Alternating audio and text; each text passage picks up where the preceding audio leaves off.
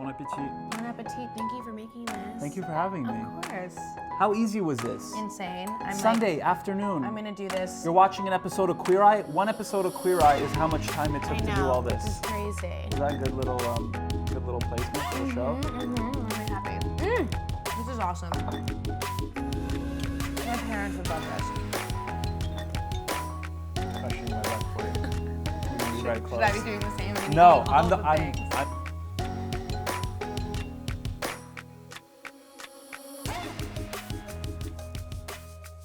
Guys, welcome to an all-new HB Fit TV. We have another Hot Guys in the Kitchen for you with Antoni. Wait, oh my God. I knew I was gonna do that. No, wait. What's the Antoni- American name? Yeah. No, Antoni Porofsky. 100%. I don't know why I didn't say that. It's perfect. Guys, we're here with Antoni Porofsky, who is on the new Queer Eye for the Straight Guy, which is come back after how many years? It's been over 10 years, and it's also called just Queer Eye now. Oh. It's no longer just like white straight guys. We're helping everybody. Oh my God, don't we love that? 10 years later, we're way more inclusive. Yay. Yep. That's awesome. Okay, so when we were talking about what we wanted to do today, we had a few options and we settled on meal prep. Yes. Because I think that's something that's probably really hard for a lot of people who are looking how to get into creating healthy dishes for themselves, who don't necessarily have a lot of time during the week to do that. So taking a couple hours on a Sunday or on a Saturday to meal prep for the week has been shown to really help people stay consistent in creating healthy meals and alternatives for themselves. So I actually don't meal prep. That's why I kind of really wanted to harness in on his skills over here. So can you tell us? Sorry, you do a little bit. I saw hard-boiled eggs. That's a little bit meal prep. That's true, but that was like very day of. Like this morning, I was like, oh, I think, I was like, I have to DJ later. Right. I'm not gonna be able to have like a real dinner. I should just have some hard-boiled eggs on hand. It's a simple thing, but it's so great to have because then if you're hungry and then you're like running and you want to pick something on the go, like you have it and it's there. Exactly, and I feel really good about eating a hard-boiled egg instead of eating like a bag of potato chips. Correct. I guess maybe, why don't you walk us through kind of what you've prepped today. I loved, by the way, I came home and he was just in the kitchen. I've taken over. Well, you have a beautiful kitchen to take over, so Thank you. Okay, so tell me, what have we created today and how are we gonna put it together and why is this like a time saver for everyone? Got it. So also have to admit, I'm not a meal prep type of guy at all. I'm very, I think, European in my philosophy of cooking. Okay. I like to go to the grocery store and just pick up like 1 or 2 sweet potatoes for that day. One nice cut of steak for my boyfriend and I, or like keep it very day of. I'm kind of like that too because I get afraid of waste. Yes. And I'm kind of very obsessive over my fridge. Like I always know everything that's inside of it. Nothing ever really goes bad because I'm always thinking, I'm also very obsessive about food. So I think about like the next meal and like what I have and try to like plan it out. So it's, yeah. This recipe actually came about. So I worked for Ted Allen, who's the original food and wine guy on Queer Eye. And this is a meal that I actually made for his husband when they were just trying to like sort of cut down on like club sandwiches for lunch. And so we discovered this really awesome, simple dish that starts off with farro, which is like a Tuscan grain. Italian, but it's similar. I actually prefer it over quinoa. Really? Part of meal prep, what's nice is that you prepare it and you want it to sit around for a couple of days, right? Like you want it to be there and just sort of like assemble it. Quinoa tends to get a little sticky and like slimy after a couple of days. This stuff really holds well, better than rice. Kind of like brown rice almost, where it's not as slimy. Right, You know it's what I so mean? funny that you say that because I feel like what I end up doing with quinoa after a few days, because it does get that a little, is I make hot cereal with it. Yeah. Which then you don't.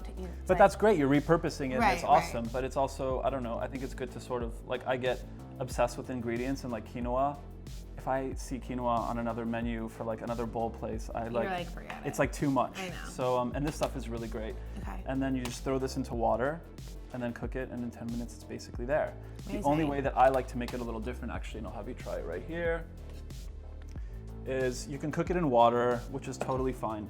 But and we're gonna touch on this a little later, we're not making a vinaigrette for this dish. Okay. So it's really about all the components, and I really want you to see all the ingredients that are there and to really just sort of appreciate them, because that's sort of the thing about meal prep, is having all these components and putting them all together into this like comprehensive bowl. Right. So you want everything to taste good, obviously. So what I did with this is that in basically like a medium pot, half filled with water, I added apple cider vinegar and bay leaves, which just flavor it when you cook it, and a bunch of kosher salt. So I was gonna go in with my fingers, but I'm glad you brought up the spoon, thank you. So I cooked it for like 8 or 9 minutes. It's nutty, it's super flavorful. You get the acidity from the apple cider vinegar. That's delicious. I mean, it's great on its own. You can add fish to this, you can add chicken, like you can, it's great on its own as like a little side or just to sprinkle it over a salad. Super high in fiber, high in protein, bunch of other nutrients that I can't remember right now, but it's really good for you too. So again, you boil some water. I threw in apple cider vinegar. You could put in red wine vinegar if you want. White balsamic would be nice. I wouldn't put in dark just 'cause it's gonna stain What about everything. like a rice vinegar? Rice vinegar would be totally awesome as well. I do a lot of rice vinegar stuff. Rice I think vinegar it's is- just what I have in my pantry. But it's also like one element like that can sort of inspire what the dish is going to be like. So Like rice a wine more like vinegar, an Asian- exactly. So if you Okay. have bok choy, if you have mushrooms, Right. Which Avocado. farotto or faro is actually traditionally made with mushrooms and shrimp. It's like a super classic dish. So you think of like one element that you have, anything that you have laying around in your fridge, and then you just sort of like base it on there. Okay, So got it. today we're kind of going for like a bastardized Tex-Mexy sort of version of it that we're going to see soon. Okay, love it. So we just put all this in here, which we cooked ahead of time, obviously. We'll pick out the bay leaves. Because, and by the way, you should always pick out the bay leaves because bay leaves can actually be really difficult to digest and actually can scratch your Oh my gosh. esophagus. I was going to say that they just taste gross when they're on their own, but there's also that yeah, part to like it you as really well. shouldn't eat the bay leaves. Whenever I make lentil soup, I always put bay leaves in it, and I always sometimes forget to take it out, and it's not cute when you forget. The more you know. Okay, so we have our faro, and now we're basically going to start building it. So next up, I'm just going to grab from the oven. See, this is Oh my why God. I came over early so that we I could have already all these tasted- ready. I already tasted this, and they are so good. I could eat this entire tray of sweet potatoes that literally only have 2 ingredients. Sweet potato cut up into tiny little cubes, chili powder, olive oil, and salt. It's the 3 ingredients. But again, like you can put anything on this. Like turmeric is awesome on here as well. Great anti-inflammatory agent. So you just crisp these up. I put them in the oven on 400. My oven in Brooklyn would take about 40 minutes. Yours took about 20 minutes because it's very powerful, but they get crispy and it sort of adds, it's a nice textural element to have something crunchy Yeah. in the faro salad, and it adds a really nice sweetness as well. The flavor of these are crazy. So, and again, this is like you can use regular potatoes. You can use butternut squash, any type of squash. I love squash in the winter. Right, like any sort of like starchy vegetable. Yeah. So also, And the fact that we're also not putting a vinaigrette on this also, I feel like lets it that we're mixing it all up but without a vinaigrette, lets it sit in the refrigerator better longer. 100%. And you can make a vinaigrette, but just make it fresh. Yeah, make it fresh For and the then most add part, it, it's right. not something that sits really well, especially like on purpose. I didn't want to use any garlic or onion as much as I love a whole head of roasted garlic. It just they don't age very well. And after a day or so, it starts to taste a little funky and it's just not fresh. Right. And elements like these, they can sit around for a couple of days and you keep them separate and then you just combine them when they're ready. And then Right. you're good to go. Flavor, obviously super important. What I do with chicken is, I found out that for the most part, chicken is actually kept in these vats of water. So you have like hundreds or thousands of chicken breasts that sort of share the same water and they have 0 flavor. Oh, wow. Air chilled is a concept that I discovered recently that is, it concentrates the flavor because they're basically chilled on these racks. So it's kind of like dry aging meat a little bit. So it Okay. tastes a lot more like an actual chicken breast. Interesting. And a lot of different brands do air chilled, whether it's organic or non. Obviously, I try to stick to organic whenever I can. Right. But so this is chicken breast that we just put in a hot pan with a bit of olive oil, butter, and then salt, and that's it. Super simple. And it's created like a jus. So we're actually going to use that in tossing it in. Yeah. Oh my so you God. we did have to add a bit of fat to it. I know that you're like all about healthy living. I tend to be a little more on like the butter and cheese, but we do both love butter. We do love butter, and I think, you know, when it comes to healthy living, that fat is a great component to a well-balanced meal. Totally. later. So basically, yeah, so out of this chicken, even though it's just a chicken breast, the fat that we added, you have this like awesome juice here that like you don't want it to go to waste. No. And so it didn't burn in the bottom of the pan, but when you have little chunks like this, what I suggest is actually you can add any type of liquid. You can add water, but you can add apple cider vinegar. You can add lemon juice or anything just to sort of like deglaze it, and then you basically have a sauce that's formed as a result. Wow. So we're gonna pour this over, and that's only gonna make it taste better. Oh my gosh. So we're gonna put this away. Save it for later for me. Our humble little chicken breast. And next up, another little thing you've been snacking on for a while. I know. So these are, again, super simple almonds. This kind of blew my mind, to be honest. I'd never seen anyone do it. It's always the simplest things. It's kind of crazy though. I can't believe I've been living under a rock all these years with my almonds. So tell us what you did, because it's like so simple, it's like annoying. It's just almonds, and then I put them in a pan, non-stick, because you're gonna be sort of tossing them around. Almonds tend to have like a chewy type crunch, and I wanted them to really be crispy and add like a crunch element to the salad. Yeah, I could hear you crunch. So you you just add olive oil, coconut oil, a bit of salt, and then the fats start to release and they get crisped up and like all nice and dark and brown. Yeah, dark brown. You want to be watchful with this. Because This they is can something burn that pretty. and when they burn, it's just you're eating Terrible. charcoal. Yeah. Right. You take them, chop them up, and again, there's some oil in here and some really lovely fats that are actually only going to flavor our salad. Amazing. So if these have cooled off, we can throw those in there. I used all of them, but go ahead and pick from there. I'll make you some more before I leave because we had a bunch of almonds. I should have just cooked the whole batch for you. No, you know what? It's good because now I have to do it and I'll learn There how you to go. do it, you know? So glad you like cilantro Oh my because I know God. some people don't. You just told me that Ina Garden actually is one of the people who finds that eating cilantro tastes like soap, Yes. which I can't believe that is true for Ina. It's a genetic thing, I but it's know, not but a choice, and even people like Ina can. So that's what sort of turned me, and then I realized because before that I was very judgmental over people who didn't like cilantro. So judgmental. Yeah. Like how Like- could you? One of my best friends can't eat cilantro, and I literally get mad at him.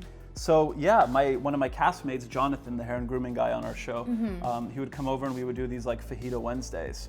And so the guys would come over and I'd make fajitas and I would put cilantro and he would be like totally like repulsed by it. Oh my It was like God. the worst thing ever. So we're gonna put an offensive amount because this is for you. Okay, great. So here we go. Oh my God, it's so much delicious. Yeah. So again, using an ingredient, I know like lemons are awesome for their juice, but the skin, there's so much flavor in the zest. And they add so much beautiful color too. Correct. So we're just gonna grate a little bit here. It's kind of like we're using all the components of a vinaigrette, but we're not really combining it, and it's just True. in every single element. Right, like the citrus, the fat. Yep. Because there's lovely oils in here as well, and it adds a nice little color and vibrancy, and it's just gonna lighten it up. So, and it smells delicious. It smells amazing. We're in Tuscany. So you want to get the yellow, but not the pith, because the white tends to be a little bitter, and it doesn't taste as nice. Okay, I never knew that the white was called the pith.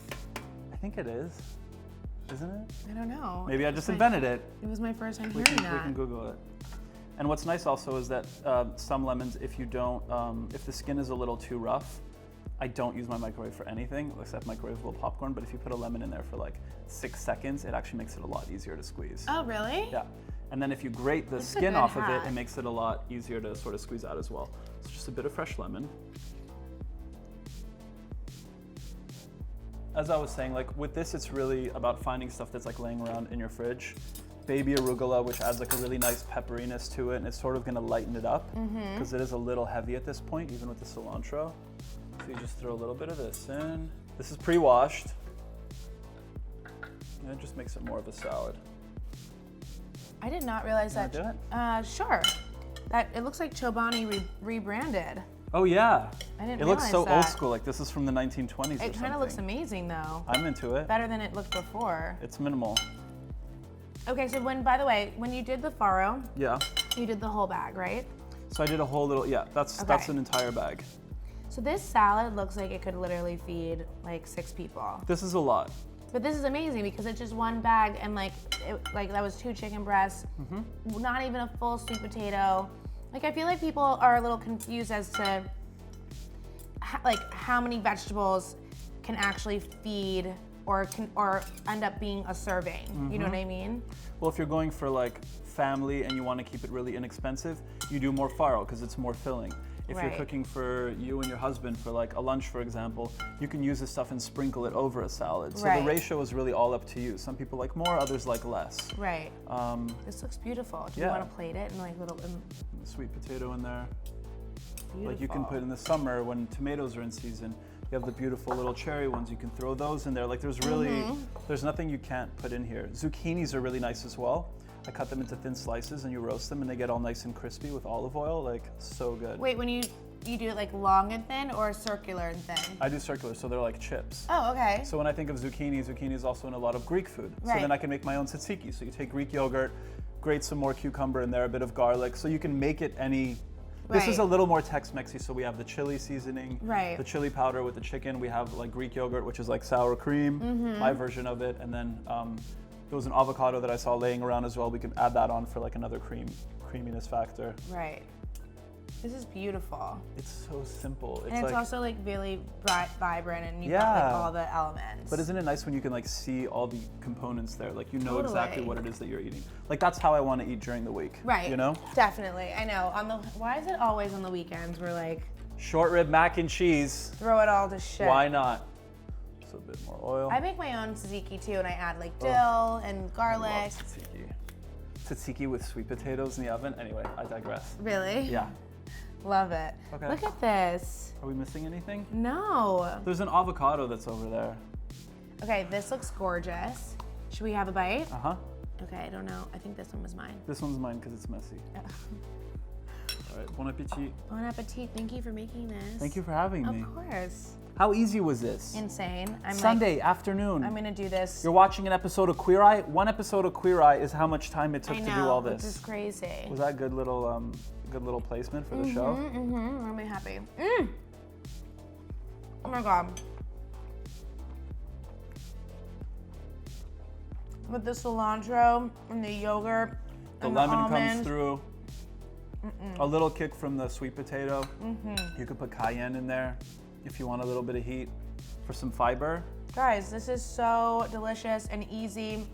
I really hope that this was something that you guys found interesting and that you guys will try to implement into your daily routine and habit or weekly routine and habit. Okay, so don't forget to subscribe for more HB Fit TV. Let us know what you thought about this episode. If you tried this meal, we want to hear about it. If you tried meal prepping, we want to know how it went. Don't forget to catch Queer Eye on Netflix. It's dropping February 7th. So exciting. Yay. And also follow your boy. What's your Instagram? At Antoni. Antoni, Antoni. How'd you score that? I have a really good manager. Oh my God. Okay.